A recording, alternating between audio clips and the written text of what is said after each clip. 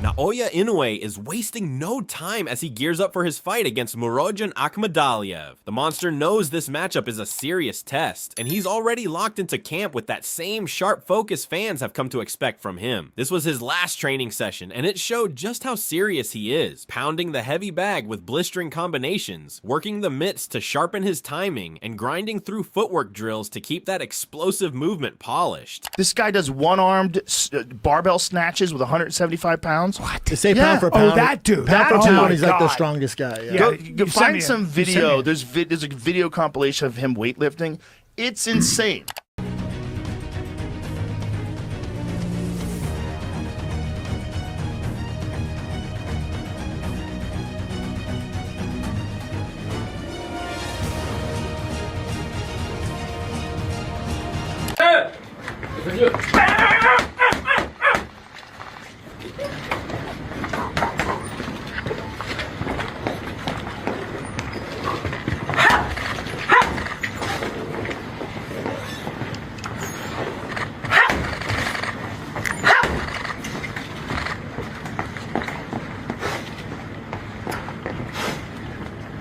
And he spoke about how his training has been going as the fight gets closer. He mentioned that everything has been sharp, especially the sparring work, and he feels like the sessions have been some of the best he's had leading into a fight. There are still a couple of key rounds left before the big night, and he's keeping full focus on finishing strong. スパーリングパートナー含め、そのスパーリングパートナーとのそのスパーリングの内容を含め、トータル的にすごくいい内容で、ここまで、トレーニングを詰めてきたので、すごく充実した練習ができています。それと、これからあと2回ですかね、中野美希人選手と最後、スパーリングもあと2回残っているので、そこも集中してしっかりやりきって、当日を迎えたいなと思います。今回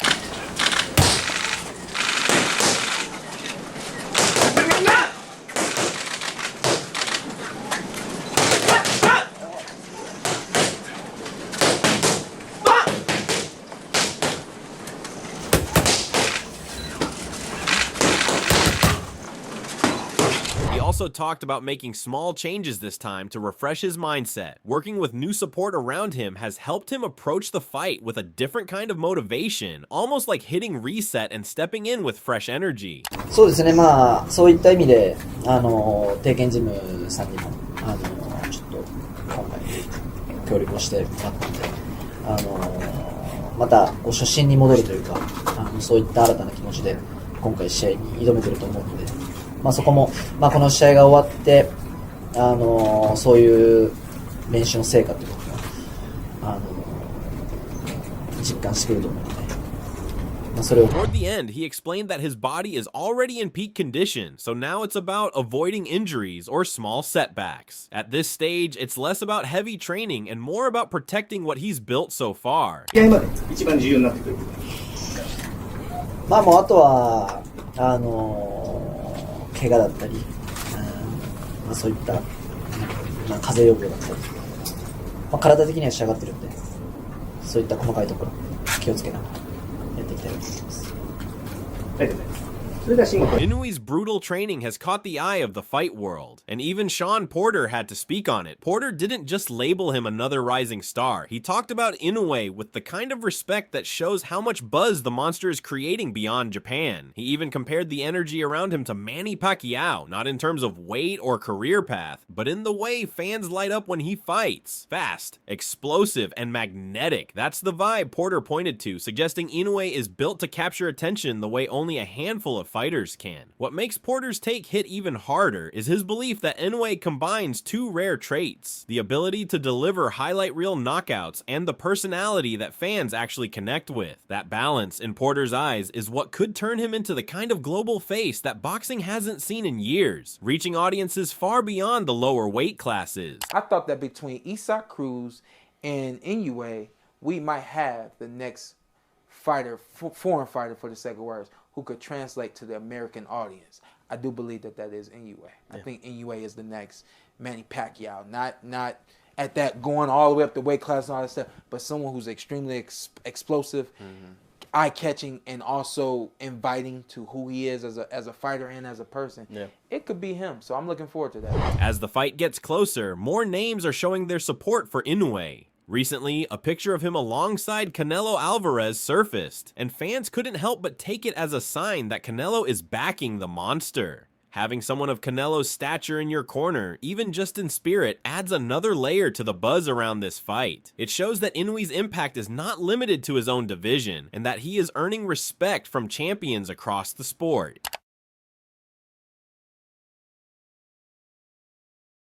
Who do you think's number one right now in boxing, Inoue or Crawford? Me. I should have prefaced that, but besides you. Pay attention. Besides me, I think it's hard to say because both fighters are good. You choose.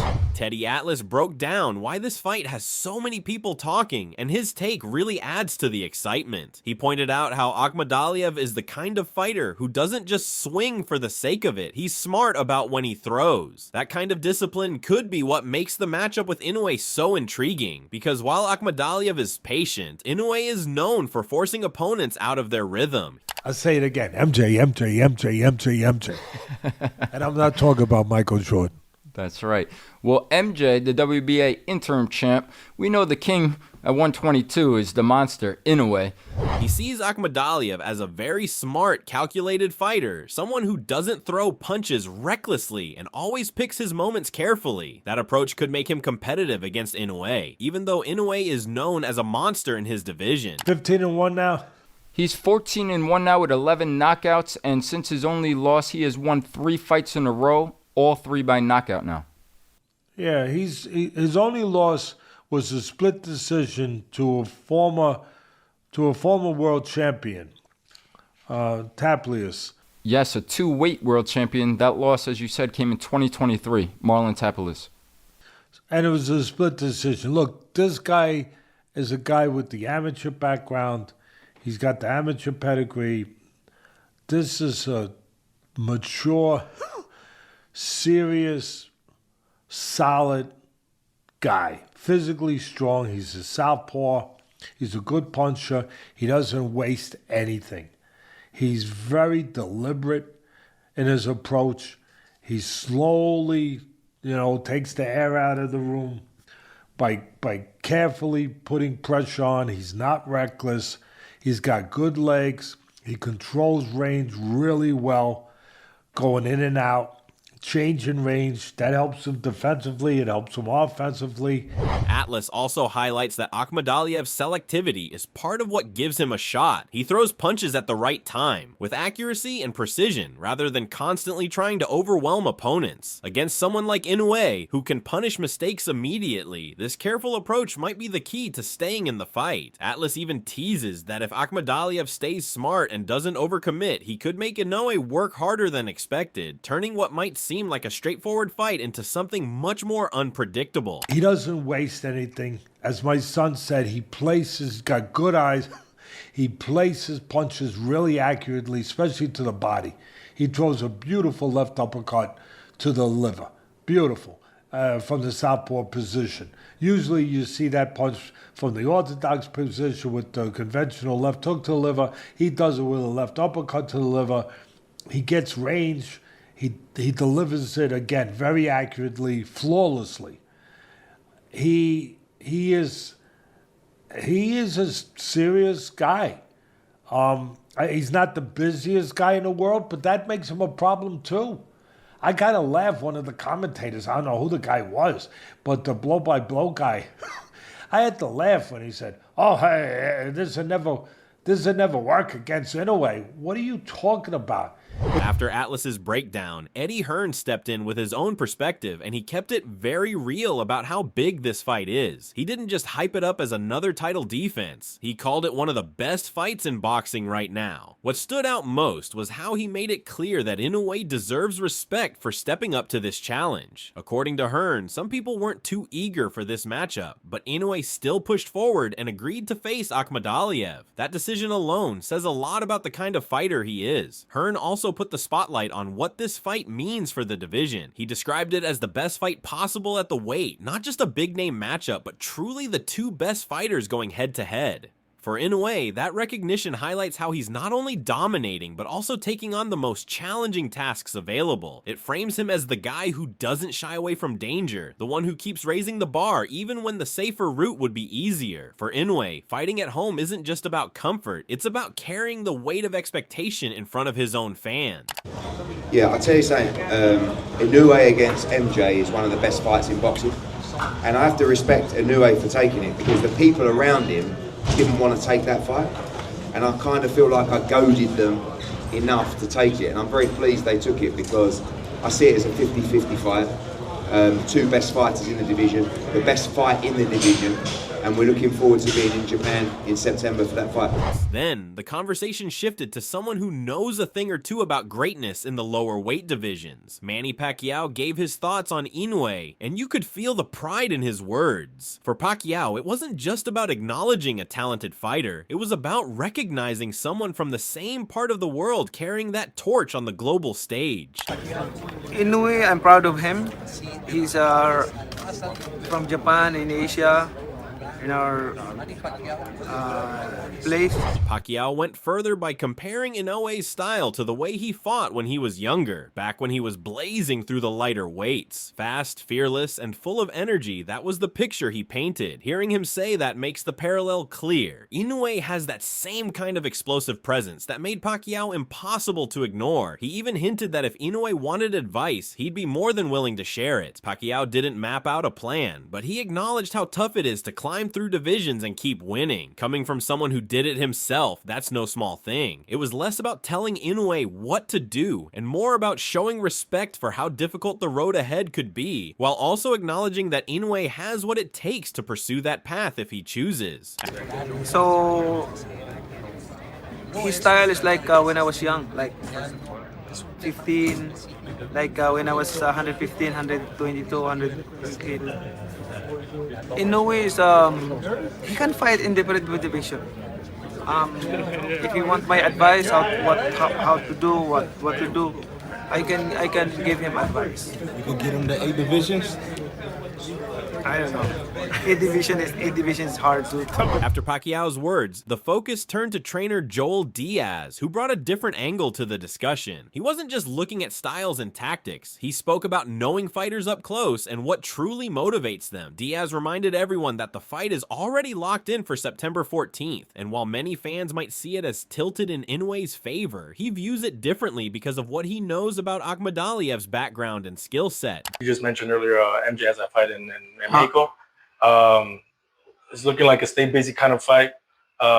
We've heard that the fight with Inoue is official. Is it confirmed? Well, they said it is. I don't know. I mean, they already announced it. They said it's September 14th. So. Diaz made it clear that MJ can't be lumped in with others from his stable. He explained that compared to Ramon, who is smaller and right-handed, Akhmadaliev is a completely different kind of challenge. Bigger, stronger, and with an Olympic pedigree, MJ has faced styles from all over the world at the highest levels of amateur boxing. That experience, Diaz believes, is what gives MJ a chance to test Inoue in ways that other opponents simply could not. About that fight, and how does he feel about his chances? Look, you're talking about two different fighters. Ramon is totally different from MJ. MJ is lefty, Ramon is righty.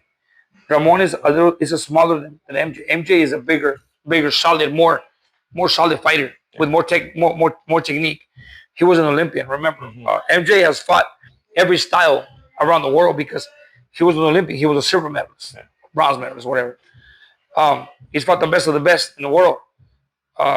That's why MJ has a better... He also spoke honestly about what it's like in the gym. For Diaz, it's easier to motivate fighters he shares a language with, but with MJ, there's that added challenge of communication. Even so, he pointed out that MJ's natural tools, including his speed, power, timing, and the seasoning that comes from international competition, make up for those barriers. The coach's job is less about building him from scratch and more about sharpening what's already there for the night he steps in against Inoue. The chances are Ramon. The only difference between us and MJ is the language barrier. To talk to him the way I can talk to a Mexican fighter that grew up with me, to motivate him in my language, is different than just saying davai, the robota, you know, like work, you know. No, it's different. So that's the only issue, the only factor that we're gonna have to work around. But I just think that MJ, it's faster. He is really hard as well. His timing. Another thing Diaz highlighted was MJ's mindset and the culture in his camp. He explained how his fighters talk openly about only taking fights that are life-changing, ones that bring real opportunity. They don't step in out of ego or personal grudges. It's about family, respect, and making the sacrifice worth it. That kind of grounded mentality, Diaz said, is what shapes how MJ approaches the sport. It shows that when he faces Inoue, it's not personal. It's about business and what the fight means for his future. Obviously, the boys have talked about it. You know, if one of them gets a title, they'll serve it up. No, they talked before. It's like, for example, they said before the fight, Ramon said it. If I win this fight, if I beat Inoue, I will not fight MJ. I will not fight a stablemate. You know, he's my friend. He's my team. He says we would talk about it if it's beneficial for both. If, for example, they said, hey, they're gonna give me $1 million, they're gonna give him $1 million. Hey, MJ, let's do it. Yeah. Hey, let's take care of our families. You know, right. I mean, that's when things come like. And that's where we'll leave it. Naoya Inoue is putting in the work, and with his eyes locked on Murodjon Akhmadaliev, this camp is shaping up to be intense. Every second of his training shows just how serious he is about this fight. Let us know in the comments below who you're backing in this matchup.